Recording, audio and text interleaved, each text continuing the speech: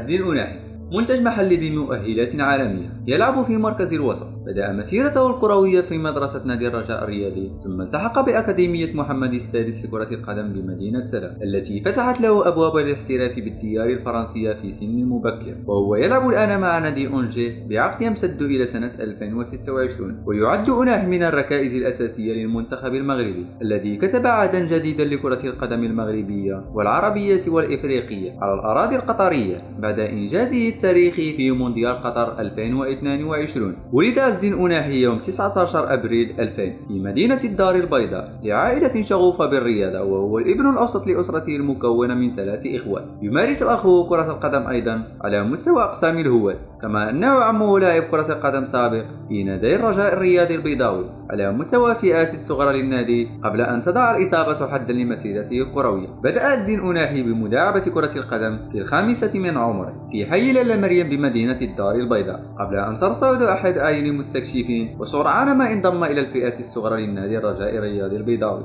وشارك معه في مسابقات كأس دانون وعمره لا يتجاوز 10 سنوات، ولعب ضمن فئات أقل من 13 سنة. وبعد بلوغه 15 عاما غادر أناحي نادي الرجاء الرياضي عام 2015 وانضم إلى أكاديمية محمد السادس لكرة القدم، حيث لعب هناك 3 سنوات قبل أن تفتح أمامه أبواب الاحتراف بالديار الفرنسية، وهو في سن 18 من عمره إذ وقع عقده مع نادي ستارسبور سنة 2018. لكن الفتى المغربي لم ينجح في إثبات ذاته مع الفريق الشمالي الفرنسي، فلم يلعب أي مباراة مع الفريق. بعد فشل تجربته مع ستراسبور انتقل عز الدين أناحي إلى نادي أفرانش الفرنسي الممارس بالقسم الثالث في صفقة انتقال حر صيف 2020، حيث بصم على انطلاقة جديدة بعدما سجل هدفه الأول مع ناديه الجديد ضد نادي ستاد بروشا يوم 18 سبتمبر 2020 في بطولة الدوري الدرجة الثانية الفرنسي. قدم أناحي موسما رائع مع نادي أفرانش، وأثبت نفسه بصفة أحد النجوم الفريق على مستوى صناعة اللعب من خلال إدارة مراته الفنية في المراوغات والتمرير وتسجيل أهداف أيضا. فقد لعب 27 مباراة بالدوري وسجل 5 أهداف، كما لعب 3 مباريات في كأس فرنسا. الأداء المتميز لأناحي مع نادي أفرانش دفع مسؤول نادي أونجي الفرنسي الممارس بالدوري الدرجة الأولى إلى التعاقد معه يوم 14 يوليو 2021 بعقد مدته 4 سنوات. ولعب أناحي أول مباراة له بألوان نادي أنجي يوم 15 أغسطس 2021 عندما دخل بديلا لمواطنه سفيان بوفال الذي يلعب بفريق نفسه في مباراة التي جمعتهم ناديين بنادي أولمبيك ليون في مباريات الدوري الفرنسي الدرجة الأولى. وحينها دار أناحي لأول مرة مع نخبة كرة القدم في الدوري الفرنسي. أنهى أناحي موسمه الأول مع نادي أونجي في مركز 14 في جدول الترتيب الدوري الفرنسي الدرجة الأولى.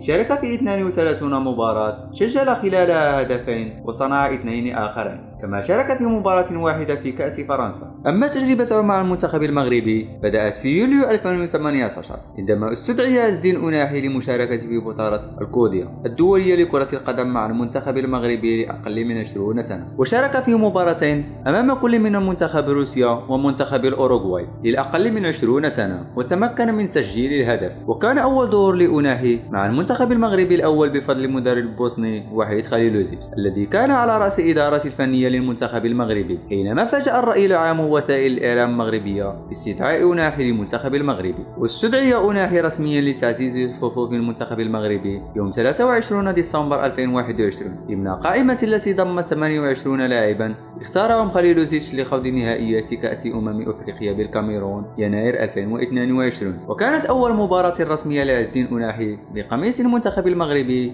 ضد منتخب غانا يناير 2022 ضمن نهائيات كأس أفريقيا. وكان أناحي ضمن التشكيلة الرسمية التي خاضت هذه المباراة ولعب 87 دقيقة. أول أهداف عز الدين أناحي مع المنتخب المغربي كان يوم 29 مارس 2022 خلال إياب مباراة الفاصلة ضد المنتخب كونغو الديمقراطية بمدينة الدار البيضاء بالرسم إقصائيات كأس العالم بقطر 2022. سجل أناحي هدفين من 4 أهداف لتنتهي مباراة بفوز أسود الأطلس، وحجز بذلك المغرب ورقة تأهل إلى مونديال قطر 2022.